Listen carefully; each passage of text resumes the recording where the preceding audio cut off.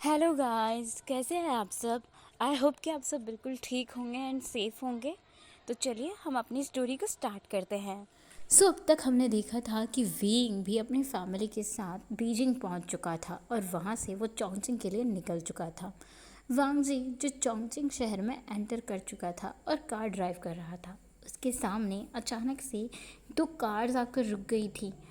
वांग जी की कार के साथ उसकी कार की टक्कर हो गई थी। वांग जी ने बहुत ज़ोर से ब्रेक लगाया था, जिसकी वजह से पीछे सोए हुए लैन चैन और मैंग याओ उठ गए थे। वांग जी सामने वाले पर्सन को देख रहा था जो उसके सामने वाली कार में बैठा हुआ था। उसने पूरे ब्लैक कलर के रॉब्स पहने हुए थे।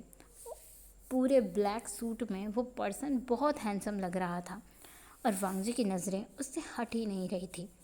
वांग जी इस चेहरे को गौर से देख रहा था। वांग जी को ये चेहरा बहुत जाना पहचाना लग रहा था। वांग जी पहली बार इस चेहरे को देख रहा था, मगर फिर भी उसे इस इंसान को देखकर कुछ बहुत सा अपने हार्ट में पेन फील हो रहा था। तभी वांग जी के शोल्डर पर किसी का हाथ आता है। ये कोई और नहीं, लैन चचैन का हाथ था। वांग जी पीछे देखता है। लैन चचैन पूछ रहे थे, वांग जी क्या हुआ, तुमने कार क्यों रोक दी इसे बीच रास्ते में। वांग जी कहता है गग वो। और वांग जी जैसे ही अपने सामने की तरफ देखता है, वहाँ पर कोई भी कार नहीं थी। अचानक से दो कार हवा में गायब कैसे हो गई। वांग जी तो यही सोच रहा था। तभी शिचैन और मैंग्याओ दोनों वरीडली पूछते हैं, वांग जी क्या हुआ। वांग जी कहता है कुछ नहीं गगा, वो मुझे ऐसा लगा कि मेरे सामने कोई कार आ गई है। लैंस चैन और मैंग्याओ दोनों कहते हैं, वांग जी ऐसा कैसे हो सकता है कि तुम्हारे सामने कार आ गई, और अगर कार आ गई तो कार गई कहाँ। ये स्ट्रीट तो इतनी छोटी है कि यहाँ से कोई दूसरी कार जा नहीं सकती। सिर्फ एक ही कार यहाँ से आ और जा सकती है एक टाइम पर। वांग जी कहता है हाँ हाँ हाँ गग, शायद मेरा वहम होगा। वांग जी चारों तरफ देख रहा था, आगे पीछे दाएं बाएं, उसे कहीं कोई कार नज़र आ ही नहीं रही थी। कार के होने का कोई सबूत नहीं था। वांग जी एक बार फिर से कार स्टार्ट करता है और अपने ब्रदर से पूछता है, ब्रदर वो होटल किस तरफ है। तो शिचैन वांग जी को रास्ता बताने लगते हैं। वांग जी का पूरा ध्यान अब शिचैन के बातों पर था, लेकिन उसके कानों में कुछ आवाज़ें गूंज रही थी। अभी भी उसे कुछ फ्लैशबैक नज़र आ रहे थे, जैसे दो लड़के एक दूसरे के साथ हाथ में हाथ डाले घूम रहे हैं। उनमें से एक लड़का बिल्कुल वांग जी को अपने जैसा लग रहा था और उसे दूसरा लड़का कहीं देखा देखा सा लग रहा था। वांग जी इन धुंधले चेहरों के पीछे असली चेहरों को देखना चाहता था, मगर वो देख ही नहीं पा रहा था। वो जितना अपने दिमाग पर जोर लगाता, उसे उतना ही सर में दर्द होता। अब हमें सीन दिखाया जाता है वीइंग का, जो चोंगचिंग सिटी के अंदर एंटर कर रहा था अपनी फैमिली के साथ, और वीइंग को भी कुछ चीज़ें याद आ रही थी। वीइंग अपने आसपास के रास्तों को देख रहा था, सड़कों और दुकानों को देख रहा था। इन सब जगहों को देखकर वीइंग को ऐसा लग रहा था जैसे वो यहाँ पहले भी कभी आया हो। तभी जियांग फेंगमियान अपने एक ड्राइवर से कहते हैं, आप लोग उस वाली साइड से चलिए, शायद उस साइड से हम जल्दी पहुंच जाएंगे। तभी विंग कहता है, नहीं डैड, उस साइड बहुत ट्रैफिक होगा। विंग जैसे ही अचानक ये बोलता है, कार का ड्राइवर भी कहता है, यस सर, उस तरफ इस वक्त बहुत ज़्यादा ट्रैफिक है। अक्सर इस सड़क पर ट्रैफिक ही रहता है। हम जिस रास्ते से जा रहे हैं वो सही है। जियांग फैमिली वीइंग की तरफ शॉकिंगली देखने लगती है, बट वीइंग, जिसका ध्यान बिल्कुल भी नहीं था कि उसने अभी भी क्या कहा। जियांग फैंगमियान पूछते हैं, वी बेटा तुम्हें कैसे पता उस सड़क पे ट्रैफिक ज़्यादा होगा। जब वीइंग को अपने डैड की आवाज़ सुनाई देती है तो वो थोड़ा सा हैरान हो जाता है और वो कहता है, डैड मैंने बस ऐसे ही कह दिया, मुझे लगा वहाँ ट्रैफिक होगा। बाकी सब लोग एकदम चुप हो जाते हैं, क्योंकि उन लोगों को सच में लगा कि विंग ने ऐसे ही तुक्का मारा। मगर विंग इस बात से परेशान हो गया था। एक तो विंग जब से यहाँ आया था तब से उसे कुछ फ्लैशबैक नज़र आ रहे थे, 2 लड़कों के, जो कभी पार्क में उसे दिख रहे थे, कभी स्ट्रीट पर कुछ खाते हुए दिख रहे थे, कभी यूं ही मौज मस्ती करते हुए दिख रहे थे। विंग जिस जगह से गुज़र रहा था उस स्ट्रीट से उसकी पास्ट लाइफ की काफ़ी सारी मेमोरीज जुड़ी हुई थी। इसीलिए विंग और वांगजी दोनों को काफ़ी सारे फ्लैशबैक नज़र आ रहे थे।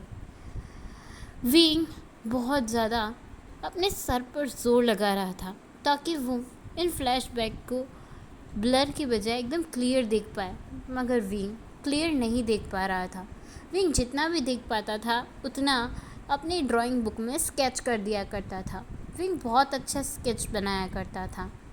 विंग हमेशा ही 2 लड़कों की तस्वीरें बनाया करता था, जो जो बिल्कुल उसके जैसा दिखता था।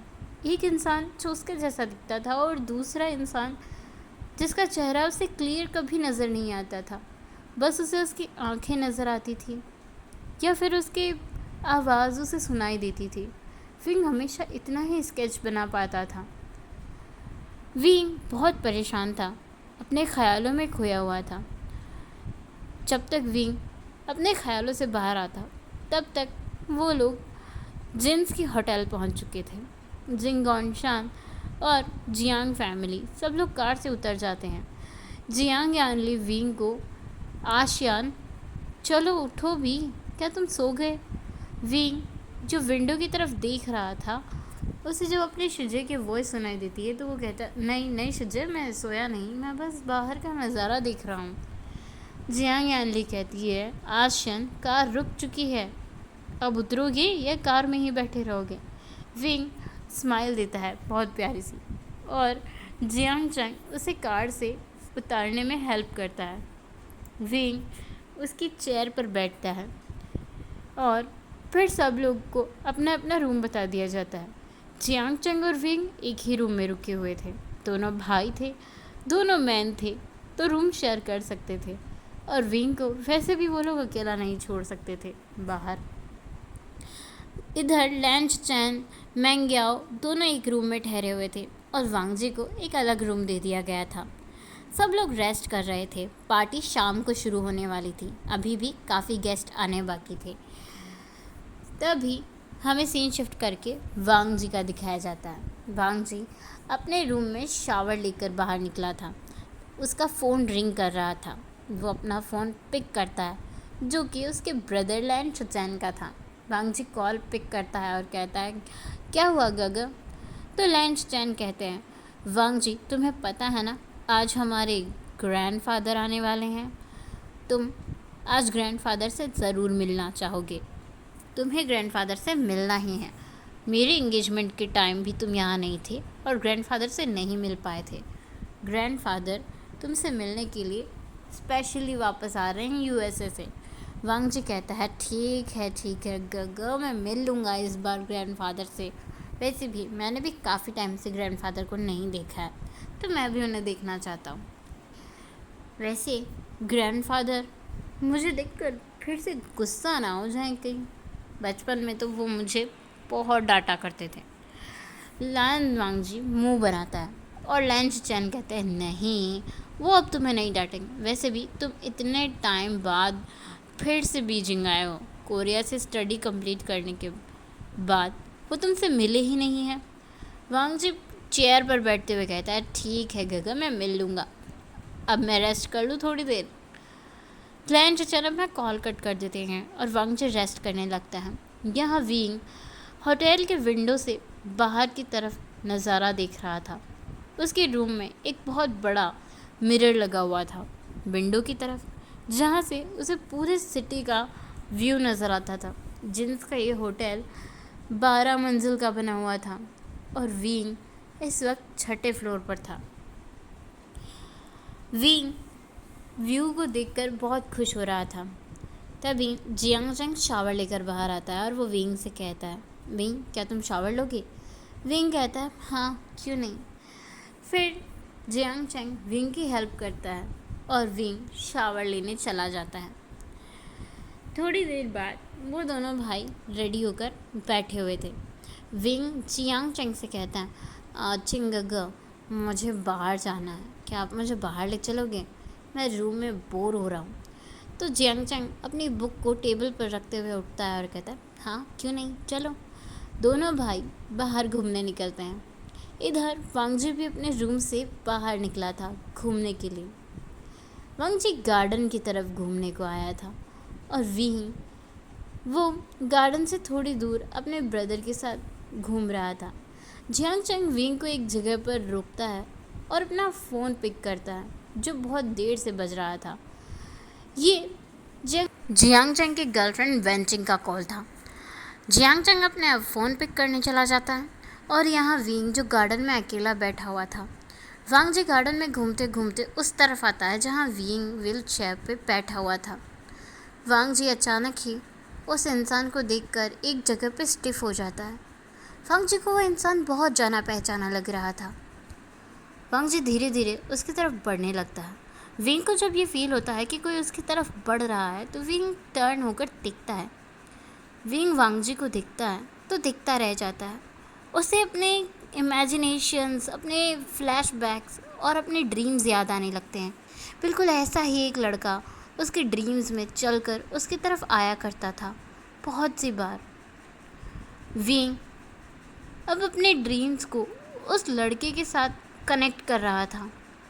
जैसे जैसे विंग अपने दिमाग पर जोर डाल रहा था उसे वो लड़का विजिबल, एकदम क्लियर दिखाई देने लगा था।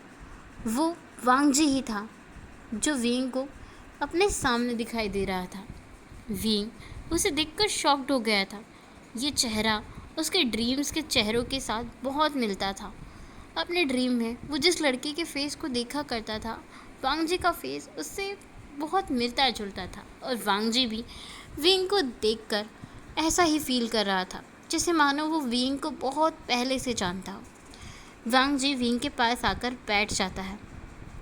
विंग वांगजी को देखे जा रहा था। वांगजी को पता नहीं क्यों अपने हार्ट में बहुत पेन हो रहा था और विंग को अचानक से बहुत बुरा लगने लगता है। वांगजी विंग के पैरों की तरफ देखता है जो मूव नहीं कर रहे थे। जब वांगजी विंग के नीज पर अपने दोनों हाथ रखता है तो विंग को सडनली अपने पैरों में कुछ सेंसेशन फील होती है। विंग की पूरी बॉडी में जैसे किसी ने करंट लगा दिया हो और विंग के पैर मूव कर रहे थे।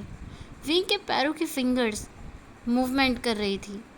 विंग जब ये फील करता है कि उसे अपने पैरों पर किसी का टच फील हो रहा है और उसकी फिंगर्स मूव कर पा रही हैं तो विंग बहुत खुश और एक्साइटेड हो जाता है। विंग फिर अपने पैरों के फिंगर्स को मूव करता है और वो सच में मूव कर रही थी। तभी वांगजी विंग से कहता है, आराम से और ध्यान से, शायद तुम्हारे पैर में अभी पेन हो सकता है। वांगजी की वॉइस सुनकर विंग को अपने माइंड में कुछ फ्लैशबैक नज़र आते हैं जहाँ पर एक लड़का दूसरे लड़के के साथ बैठा हुआ था और वो विंग से कह रहा था, आराम से, तुम्हें दर्द हो सकता है, अभी भी चोट लगी है। पर विंग को कोई चोट नहीं लगी थी। वांगजी तो बस विंग के पैरों को देख रहा था। विंग कहीं खो गया था। तब तक वांगजी भी खड़ा हो गया था। वांगजी विंग को देखे जा रहा था और विंग भी वांगजी को देखे जा रहा था। दोनों भी थोड़ी देर तक एक दूसरे को देखते रहते हैं। तब तक जियांग चैंग वहाँ आ गया था। जियांग चैंग पूछता है, आप कौन? तो वांगजी कहता है, मेरा नाम लान वांगजी है। मैं एक फिज़ियोथेरेपिस्ट हूँ और मैं डॉक्टर के लिए स्टडी कर रहा हूँ आगे भी। इनके पैरों में क्या प्रॉब्लम है? तभी जियांग चैंग कहते हैं, मेरे भाई के पैरों में कोई प्रॉब्लम नहीं है, बस वो किसी ट्रॉमा की वजह से चल नहीं पा रहा है। वांगजी कहता है, नहीं, मैंने अभी इनके पैरों को चेक किया, इनके पैर मूव कर रहे हैं, ये चल पाएंगे जल्दी। जियांग चैंग तो बहुत खुश हो गया था वांगजी के मुंह से ये सुनकर और वो तुरंत से विंग को देखकर उससे पूछता है, विंग, क्या ये सच कह रहे हैं? तुम्हारे पैर मूव कर रहे हैं? विंग कहता है, हाँ गगा, आपको पता है, इन्होंने बस मेरे मेरे नीज को टच किया और मेरे पैर मूव कर रहे हैं। देखिए, विंग अपने पैरों के फिंगर्स को मूव करके दिखाता है। ये किसी मिरेकल से कम नहीं था। विंग, जिस पर इतने सारे डॉक्टर्स के ट्रीटमेंट का कोई असर नहीं हो रहा था, उस पर वांग जी के बस एक टच से इतना इम्पैक्ट पड़ रहा था। जियांग चैंग तो बहुत ज़्यादा खुश था। वो वांग जी से कहता है, आप मेरे ब्रदर का ट्रीटमेंट करेंगे? आपने कहा आप फिजियोथेरेपिस्ट हैं और आप डॉक्टर आगे बनेंगे, स्टडी कर रहे हैं। आप इसके साथ साथ मेरे ब्रदर का ट्रीटमेंट कर सकते हैं। वांग जी खुशी से कहता है, हाँ क्यों नहीं, ज़रूर। तभी जियांग चैंग वांग जी से हाथ मिलाते हुए कहता है, मेरा नाम जियांग चैंग है और ये मेरा ब्रदर वी वुशियान। जैसे ही वांग जी इस नाम को सुनता है, वो शॉक्ड हो जाता है और वो कहता है, वी वुशियान। वांग जी को विंग का चेहरा, वॉइस और उसका नाम बहुत जाना पहचाना लग रहा था। वांग जी ये पता था तो किसी को नहीं है, लेकिन फिर वो उन लोगों के साथ थोड़ी देर बातें करता है। वांग जी विंग से भी थोड़ी देर बातें करता है। विंग के साथ बातें करके वांग जी को बहुत अच्छा लगता है और विंग को भी बहुत अच्छा लगता है। दोनों भी काफ़ी अच्छे दोस्त बन जाते हैं। पता नहीं कैसे और क्यों एक दिन में दोनों बहुत अच्छे दोस्त बन गए। सो गाइस, आज के लिए बस इतना ही। मिलेंगे हम नेक्स्ट पार्ट में और नेक्स्ट पार्ट में होगा ट्विस्ट।